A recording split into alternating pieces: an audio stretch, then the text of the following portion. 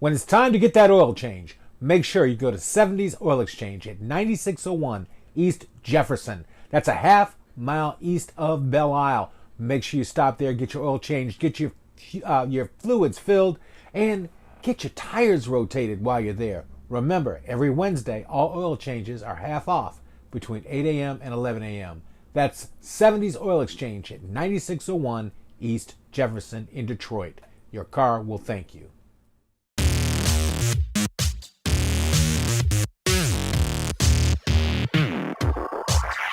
Hey, it's time to wake up with Steve Hood. Before we get started here, I want to make sure you hit that like button, hit that subscribe button, so we can keep this thing going. Took a little vacation after the election, and I'm feeling happy. I'm back in the saddle. So let's do a little bit of election analysis right quick. Ladies and gentlemen, it was a banner night in Detroit. Let me tell you what the turnout was. First of all, it was 194,260 people actually voted in Detroit. That is huge. In 2014, which was the same type of gubernatorial year, only 142,373 people voted. To put this into perspective, in 2016, which was a presidential election year, 231,316 people voted. And in 2017, which was the mayoral election, 95,143 people voted.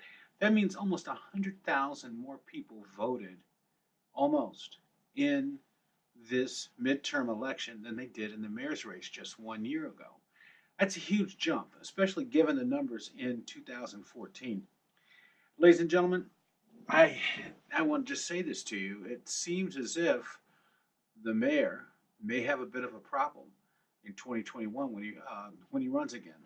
That's because Detroit has woken up from its sleep. We've seen a continuous upswing in the number of votes in primaries, and now that's come over to the general. Yes, a lot of people were angry at Donald Trump, and they expressed their anger by coming out. You can say, "Oh, Steve Hood, you're wrong. Those are just the new Detroit voters that came out." Well, if that were true, then Joanna Underwood, who was running against Gabe Leland during the last council election and came in fourth, wouldn't have won a citywide seat. If that were true, Nicole Small, who's a brand new person to the electoral process, would not have won a citywide seat on the Charter Commission. There were many people that actually said that the Charter Commission, they hid the race. Conspiracy theorists said nobody knew about it. Nobody knew when to file. And all Duggan's cronies and Gilbert's cronies are going to be in charge. Well, I'm sorry. To my recollection, only 3 of them actually made it. All right, the rest of them were born out of the community. Look at the school board race. Conspiracy theorists said the same thing about the school board race. Corletta Vaughn, Bishop Corletta Vaughn, actually made it through the school board race. So Detroit has woken up. And I'm glad to say that you all are awake. I'm happy to say it. Now, number 2, let's go on to the governor's race. Gretchen Whitmer won it. She took it. But it's very interesting. Bill Schuette actually got the same amount of votes that Governor Snyder did. I dare say, ladies and gentlemen, that the entire state of Michigan has woken up. We also had our first openly gay Attorney General. Disclaimer, I worked for her campaign. Boom, Dana Nessel actually won the race. Now, the reason why I joined the Nessel campaign was because we needed somebody that can make some change. And I believe Dana Nessel is going to do that. I think it's going to be a great amount of change. I think she's going to bring the pain. Hats off right there. We also had Joycelyn Benson become our Secretary of State. Clean Democratic sweep at the top, but there was a mistake, ladies and gentlemen. Gretchen Whitmer, for as great as she is, and much of a fighter as she is, she's hamstrung because the Michigan Democratic Party didn't think it was important enough to try and turn the House and the Senate. So what's going to happen is Gretchen Whitmer maybe want to do all these great things, but she can't because she's got a Republican House and Republican Senate. Arguments made that in 2 years, because of the anti-gerrymandering law, which also passed, that it will, she'll be able to make some changes then in the House and the Senate, but that's 2 years. She's got 2 years where she's basically going to be hamstrung, locked in. Okay, the biggie passed, marijuana. Marijuana is now legal as of the filming date of this in the state of Michigan. And guess what? Nobody knows what the hell to do with it. No new proclamations been made. I don't know where to buy it. I'm not going to buy it anyway.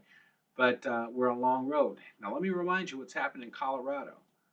And those people that were against marijuana passing didn't really bring this out. But in Colorado, the prices for marijuana went up. The legal marijuana went up. So the black market grew by undercutting the, the state-run market, the state-controlled market. Let's hope we don't see that here in Detroit. What happened in Denver, Colorado is that the cartels actually moved in and they control things on the lower level. So people are buying from their people on the lower level. It's really deep. We could be back to the bad old days of drug wars, but that's what happened there. Because the cost went up, the dealers were able to provide it at a lower cost, and they're still doing it. So the black market is still there; it hasn't ended anything.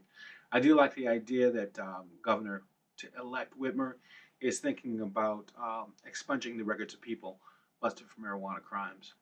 All right, so that's a basic review of the election. Detroit is awake, and if Nicole Small and if Miss Underwood can actually make it to a citywide office, we could see in, I guess it's in 2021, a full-scale change on city council.